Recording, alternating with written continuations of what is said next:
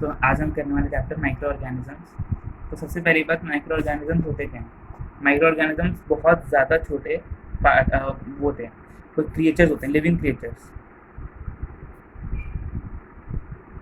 मतलब बेसिकली ये यूनिसेलुलर होते हैं। हम सेल चैप्टर पहले ही कर चुके हैं।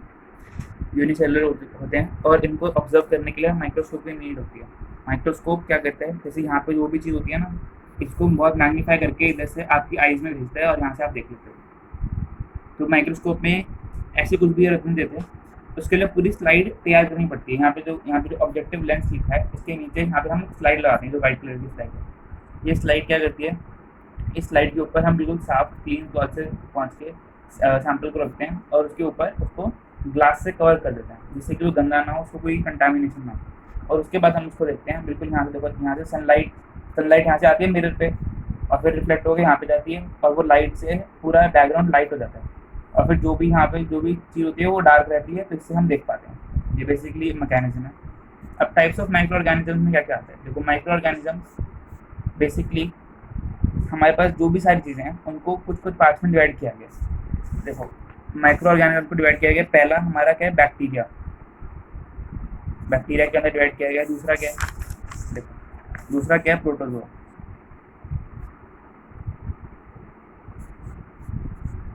Fungus, algae, virus. ओके, देखो अब बैक्टीरिया क्या होते हैं। बैक्टीरिया सबसे छोटे ऑर्गेनिज्म से एक होते हैं। हमने सेल में भी पढ़ा था कि जो साइनोबैक्टीरिया होते हैं वो one of the smallest living creature है अर्थ के ऊपर, ठीक है। और यूनिसेलुलर होते हैं, हम पहली बात कर चुके हैं। और वो सारी चीज़ें लिखी हैं जो कि इनका कोई डिफाइंड न्यूक्लियस नहीं होता है, इनके अंदर कोई भी सेल ऑर्गेनेल नहीं होता। तो ये क्या होते हैं, ये प्रोकैरियोटिक सेल्स होते हैं। और यहाँ पे एग्जांपल दिए हैं, कुछ भी आप ले सकते हैं, यहाँ पे बहुत सारे एग्जांपल हैं। अगला क्या है हमारा, प्रोटोजोआ। देखो प्रोटोजोआ क्या होता है, प्रोटोजोआ होता है group of animal like unicellular organisms. Like amoeba हो गया, पैरामीशियम हो गया, हमने अमीबा के बारे में पढ़ा था, ऐसा दिखता है अमीबा। तो ये भी क्या होता है, प्रोटोजोआ की कैटेगरी के अंदर आते हैं, जो कि अपना पूरा एक ह्यूमन की तरह काम करता है, लेकिन एक सिंगल सेल के अंदर। अगला क्या है हमारा, फंगाई। अब देखो फंगाई क्या होता है, फंगाई इज अ ग्रुप होता है, group of single celled and multi cell organism. अब देखो माइक्रोस्कोपिक भी हो सकती है फंगाई, एंड यूनिसेलुलर तो होती है, और मैक्रोस्कोपिक भी हो सकती है, जो आपको दूर से दिख सकती है, राइट। ओके, देखो जो माइक्रोस्कोप दिखती है वो तो ईस्ट वगैरह जो केक्स वगैरह पे डलती है, और जो बड़ी दिखती है वो मशरूम्स वगैरह होते हैं। मशरूम भी एक फंगा है, ओके, ये हम समझ सकते हैं। अगला एल्गे। एल्गे देखो, एल्गे तो आपने देखा ही होगा, जो कि किनारे लगा होता है ग्रीन ग्रीन कलर का हर जगह। तो इनका बेसिकली देखो, इनका साइंटिफिक नाम है क्लाइडोमोनास, ओके। और ऐसे दिखते हैं ये। बेसिकली इनका जो स्ट्रक्चर होता है वो इस तरीके का होता है, मतलब रॉड लाइक स्ट्रक्चर होता है, और अंदर इनके ऐसे इनका सारा मटेरियल होता है, और यहाँ पे इनके लाइंस होती हैं। अब ये लाइन से क्या करते हैं, लाइन से कई बार टूट जाते हैं और फिर ये जो दो बन जाते हैं ना, ये नए एल्गे बन जाते हैं। इसलिए इसकी वजह से ये बहुत जल्दी फैलते रहते हैं। अगर एक बार कहीं पे लग जाए तो क्लीन ना किया जाए तो बहुत जल्दी स्प्रेड होता है, इसी वजह से होता है। अगला वायरसेस। देखो वायरसेस काफ़ी ज़्यादा डिबेटेड है, और इनको इस माइक्रोस्कोप से देखा भी नहीं जा सकता वायरस, बिकॉज वायरस इतना छोटा होता है। इसके लिए आपको इलेक्ट्रॉन माइक्रोस्कोप चाहिए, जो कि बहुत महंगा आता है और बहुत ही ज़्यादा हाई लेवल टेक्नोलॉजी होती है, ओके। अब देखो वायरस क्या होता है, ऐसे दिखता है। आजकल वायरस के बारे में सबको पता ही है ना, ऑब्वियस सी बात है। और वायरस बॉडी में जाने से पहले डेड होता है। वायरस जब हमारी बॉडी से बाहर होता है, या फिर किसी भी होस्ट, बेसिकली होस्ट की बॉडी से बाहर होता है, तो ये एज ए डेड बिहेव करता है। लेकिन होस्ट की बॉडी के अंदर जाने के बाद ये जो होस्ट है, जैसे फॉर एग्जाम्पल हम हो गया या फिर कोई एनिमल हो गया जिसके ऊपर डिजीज कर रहा है, उससे न्यूट्रिएंट्स लेता है और उससे सारी एनर्जी लेता है उसकी, और तभी लिविंग की तरह काम करता है। तो अभी भी डिवाइडेड है कि इसको लिविंग कैटेगरी में डालें या डेड कैटेगरी में डालें। तो वायरस का ये होता है, और यहाँ पे बहुत सारे सारों के नाम लिखे हैं, तो आप वो पढ़ सकते हो। अगला है हमारे कुछ यूजफुल माइक्रो ऑर्गेनिज्म भी होते हैं जो कि हमारे काम आते हैं, ठीक है। अब बात करते हैं कैसे। देखो ऐसे ये कर्ड और चीज़ बनाने के लिए आपने देखा होगा, दूध बनाने के लिए दूध को गर्म करते हैं, तो उसमें थोड़ी सी दही डालते हैं और फिर उसको रख देते हैं। अब वो थोड़ी सी दही में क्या होता है, एक ऑर्गेनिज्म उसको बोलते हैं लैक्टोबैसिलस। ये रहा यहाँ पे लिखा है लैक्टोबैसिलस, ठीक है। अब ये जो ऑर्गेनिज्म करता है और भरता है और सारे दूध के अंदर फैल जाता है और सारे दूध को दही बनाता है। लेकिन अगर शुरू में वो दही नहीं डालते तो हमारे पास शुरू वाला लैक्टोबैसिलस ही नहीं आता, तो वो ज़्यादा दही बहुत टाइम लगती है बनने में, ओके। अच्छा, अब ये हमें समझ में आ गया। और फर्मेंटेशन के थ्रू ये काम होता है। अगला जैसे देखो, अल्कोहलिक बेवरेज बनाने के लिए हमारा ईस्ट यूज होता है, ये वाला ईस्ट यहाँ पे हमने पढ़ा था। ईस्ट क्या करते हैं, फर्मेंटेशन करते हैं, जो कि एब्सेंस ऑफ ऑक्सीजन है। एब्सेंस ऑफ ऑक्सीजन के अंदर ये रिस्पायर करता है और फिर इससे CO2 बनती है और जो अल्कोहल बनती है। ओके, और ये हम ब्रेड्स बनाने में भी काम लेते हैं। देखो ब्रेड, इसके जस्ट नीचे वाला पॉइंट है ब्रेड्स, और ये इसको यूज़ करते हैं उसके अंदर, बिकॉज जो CO2 बनती है ना, तो CO2 गैस होती है और ये गैस ब्रेड में से बाहर निकलने की कोशिश करती है। तो जो ब्रेड के अंदर छेद होते हैं, वो क्या छेद इसलिए होते हैं बिकॉज जब CO2 बाहर निकल रही होती है तो उसको फ्लफी बना के छेद कर देती है, इसलिए वो ब्रेड के अंदर भी हम लोग ये डालते हैं। आगे विनेगर, कॉफ़ी और टोबैको बनाने के अंदर भी ऑर्गेनिज्म के यूज है, इससे ज़्यादा आपको जानने की जरूरत नहीं है। और टूथपेस्ट बनाने के अंदर जो डायटम्स होते हैं, है ना, एल्गे होते हैं डायटम्स, इनके शेल्स, जो इनके शेल होते हैं, मतलब बहुत बड़ा शेल नहीं, छोटे छोटे माइक्रोस्कोपिक शेल होते हैं, उनको यूज़ किया जाता है टूथपेस्ट के अंदर। ठीक है, क्योंकि इसमें कैल्शियम कार्बोनेट होता है। ओके, अगला हमारा मेडिसिनल यूज़। इसको मेडिसिन में कहाँ यूज़ कर सकते हैं, एंटीबायोटिक्स के अंदर हम यूज़ कर सकते हैं, है ना। एंटीबायोटिक्स के अंदर, एंटीबायोटिक्स क्या होती हैं, जो कि जैसे समझो कि यहाँ पे ऑर्गेनिज्म है, वैक्सीन बनाने में भी इसको काम में लिया जा सकता है। देखो ऑर्गेनिज्म है यहाँ पे कोई भी डिजीज करता है, अब वो डिजीज करे इससे पहले हम उसका कोई भी सैंपल लेके, जैसे उस सेल का सैंपल लेके, मैंने सेल लिया, उसका काफ़ी वीक सैंपल लिया क्योंकि बहुत कमज़ोर है, और उसको अपनी बॉडी के अंदर इंजेक्ट कर दिया।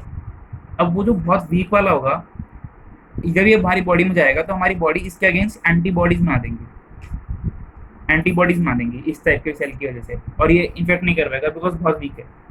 और जब एंटीबॉडीज बना दी तो हमारे पास इस वायरस के लिए या फिर इस डिजीज के लिए एक क्योर आ गया। अब जब असली में जो कोई हट्टा कट्टा वाला सेल यहाँ पे हमें अटैक करेगा तो हमारी बॉडी के पास पहले ही उससे लड़ने के लिए एंटीबॉडीज होंगी और वो डायरेक्ट इस पर अटैक करेंगे और फिर हमें वो डिजीज नहीं होगी। और इस तरीके से वैक्सीन काम करती है। समझ में आया? बहुत बढ़िया। आगे वैक्सीन का भी मैंने आपको बता दिया, आगे देखते हैं। फूड सप्लीमेंट्स बनाने के अंदर भी काम, जैसे आपको याद रखना है, ह्यूमन बॉडी के अंदर भी बहुत सारे बैक्टीरिया होते हैं जो हमारे मदद करते हैं सब कुछ करने में। अच्छा, एग्रीकल्चरल यूजेज, नाइट्रोजन फिक्सेशन। अब देखो आपको पता होगा एयर के अंदर हमारी कितना 78% नाइट्रोजन होती है, राइट। लेकिन जो प्लांट्स होते हैं उनको भी नाइट्रोजन चाहिए होती है। आपने सुना होगा NPK फर्टिलाइजर्स होते हैं, नाइट्रोजन, फॉस्फोरस, है ना, पोटेशियम। लेकिन वो जो प्लांट होते हैं वो कभी भी, जैसे यहाँ पे प्लांट लगा है मेरा प्लांट लगा है, कुछ भी प्लांट लगा है, राइट। ये कभी भी जो हवा में नाइट्रोजन है ना, ये कभी भी ये नाइट्रोजन नहीं ले सकता। इसको नाइट्रोजन हमसे मिट्टी से ही मिलेगी, यहाँ से ही मिलेगी हमें नाइट्रोजन, मतलब जो कि पानी में सॉल्युबल होगी। हवा खुद ही पानी में सॉल्युबल होती है। तो जो भी हमारे नाइट्रोजन चाहिए होता है प्लांट को, वो हमेशा सॉइल से मिलता है। तो ये जो काम करता है हवा से नाइट्रोजन लेके मिट्टी में मिलाने वाला काम, इसको वो क्या बोलते हैं, इस चीज़ को बोलते हैं nitrogen fixation.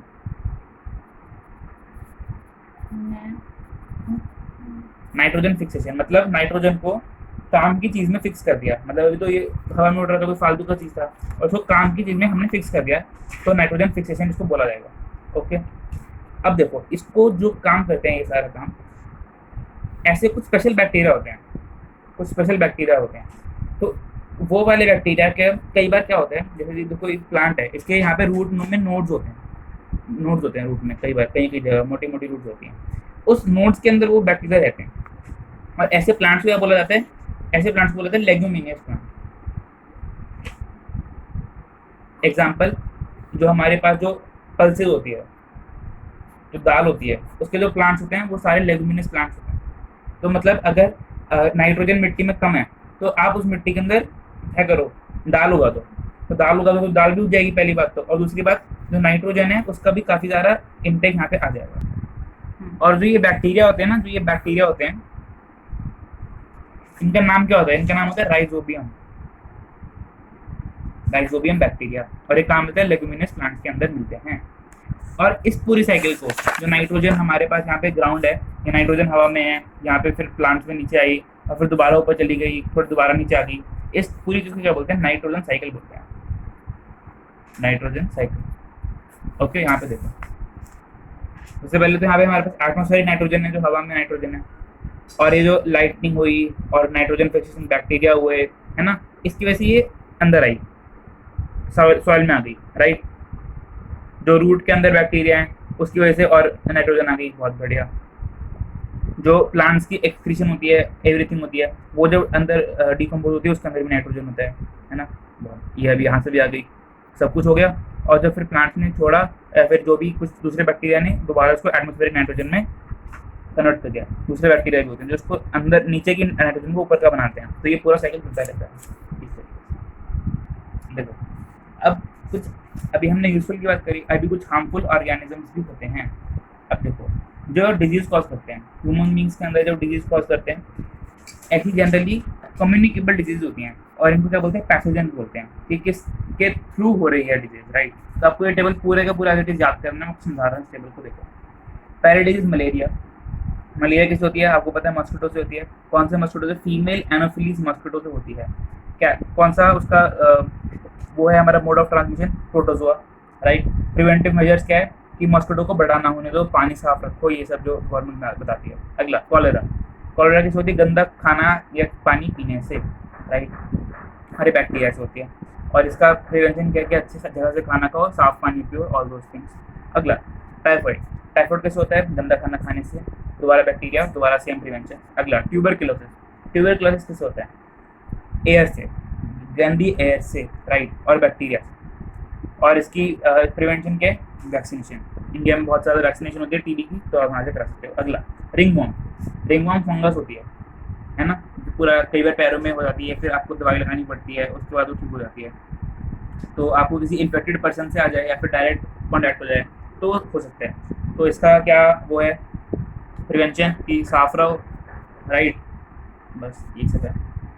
Common cold air से हो जाती है, वायरस होता है ना, दवाई ले लो और बस हाथ हाथ धोते रहो और सब कुछ साफ रखो। अगला क्या है, पोलियो है बेसिकली हमारा। पोलियो वैक्सीनेशन से जाता है, वैक्सीनेशन जो बच्चों को छोटे छोटे ड्रॉप्स देते हैं उससे जाता है, और ये वायरस होता है। अगला चिकन पॉक्स, वायरस होता है, वैक्सीनेशन से चला जाता है, राइट। होती हैं बहुत फेमस है ये fin rot, anthrax, rinderpest और माउथ डिजीज वगैरह।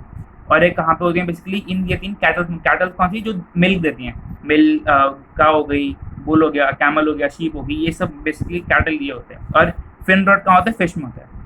और डर्टी वाटर इंजरी में फिश से होता है, और फिर इसका बैक्टीरिया है, फंगस से होता है। और ये बाकी तीनों वायरस से होते हैं और ये बैक्टीरिया से होते हैं। एंथ्रैक्स, एंथ्रैक्स सबसे फेमस है, पेपर में आने की इसकी प्रोबेबिलिटी सबसे ज़्यादा है। अगला प्लांट्स के अंदर भी डिजीज होती हैं। कई बार देखा होगा आपने, सारा ऐसे एप्पल खराब पड़ा है, राइट, आपकी सब्जी पूरी खराब पड़ी है, देखो सब्जी खराब हो गई, तो ये सब चीज़ें भी होती हैं। तो बेसिकली पता क्या चल रहा है कि खाना खराब हो गया है, उससे गंदी बदबू आती है, ठीक है, और स्लाइमी सरफेस हो जाता है। आपने देखा होगा कई बार ऐसे फ्रूट्स है, फॉर एग्जांपल एप्पल बहुत टाइम से पड़ा है, स्लाइमी स्लाइमी सा हो जाएगा, बिल्कुल ऐसे स्क्विजी सा, तो उससे बदल जाए। कॉटन लाइक ग्रोथ ऊपर बैक्टीरिया लग जाएगा, ऐसे कॉटन लाइक, राइट, ब्रेड भी लग सकते हैं। और सरफेस का डीकलरेशन हो जाएगा, कलर हट जाएगा, रेड रेड एप्पल का बहुत दिन में ब्लैक हो जाएगा, थोड़ा सा वाइट हो जाएगा, थोड़ा येलो हो जाएगा, गैस आएंगी अजीब अजीब सी, और उससे अच्छा गंदा टेस्ट आएगा। ऑब्वियसली खाना तो है ही नहीं हमें टेस्ट करने के लिए, तो कितना गंदा टेस्ट आ रहा है। अब फूड प्रिजर्वेशन की कैसे करते हैं भाई, फूड प्रिजर्वेशन कैसे करते हैं, उसके अंदर एंटीऑक्सीडेंट्स डालते हैं। देखा होगा आपने, जब अचार बनाते हैं घर के अंदर तो बहुत सारे तेल डालते हैं ऊपर से, है ना, तो वो तेल कैसे होता है, जिससे कि बैक्टीरिया अटैक ना कर सके। बहुत ज़्यादा नमक डालते हैं, बहुत सारा मिर्ची डालते हैं अचार के अंदर, वो इस सबको बचाने के लिए होता है। जो टिन पैक्ड फूड आते हैं उनके अंदर पहले से एंटीऑक्सीडेंट्स चले होते हैं जिससे कि वो बच सके। आपने देखा होगा जो कैंड फ्रूट्स होते हैं, कैंड फ्रूट्स के ऊपर एक काफ़ी बड़ी सी लेयर पानी की होती है, एक्चुअली वो पानी में होता है, वो एंटीऑक्सीडेंट्स की लेयर होती है, जिससे कि आपका खाना बचा रह सके। आप खाने को फ्रिज में रख देते हो, बिकॉज फ्रिज में क्या होता है, देखो इस तरीके से आप समझो, काफ़ी जैसे ये खाना है आपका, यहाँ पे आपका बाउल में आपका खाना है यहाँ पे।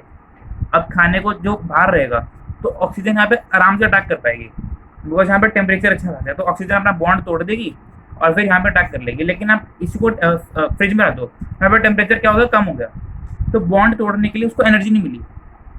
जो बॉन्ड्स होते हैं ना ऑक्सीजन के अंदर, इसको बॉन्ड्स बनाने पड़ेंगे, तो वो एनर्जी नहीं मिली और फिर खाना बच गया हमारा। लेकिन बहुत टाइम तक फ्रिज में रखोगे तो खाना खराब हो जाएगा फ्रिज में, लेकिन कुछ टाइम के लिए सही रहेगा। आगे ठीक है। और ये बेसिकली क्या क्या मेथड है फूड को बचाने के लिए, बॉइलिंग से हमारा पानी सही हो सकता है, डिहाइड्रेशन से हमारा सारा मॉइस्चर जा सकता है, ऑक्सीजन जा सकती है, रेफ्रिजरेशन कर सकते हैं, कैनिंग कर सकते हैं, केमिकल प्रिजर्वेटिव यानी कि एंटीऑक्सीडेंट डाल सकते हैं, सॉल्ट शुगर ऑयल डाल सकते हैं, जो कि अचार में डालते हैं, और पैस्चराइजेशन करते हैं। पैस्चराइजेशन किसके नाम पर रखा गया? लुईस पास्चर के नाम पर रखा गया है।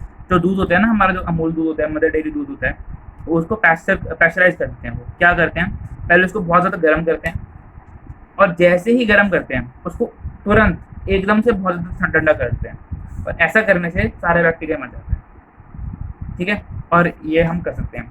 कभी आप मिल्क के पैकेट देखना, पैस्चराइज मिल्क, बटर के ऊपर लिखा होगा फ्रॉम पैस्चराइज मिल्क, तो ये सब कर सकते हो आप। चैप्टर खत्म हो गया।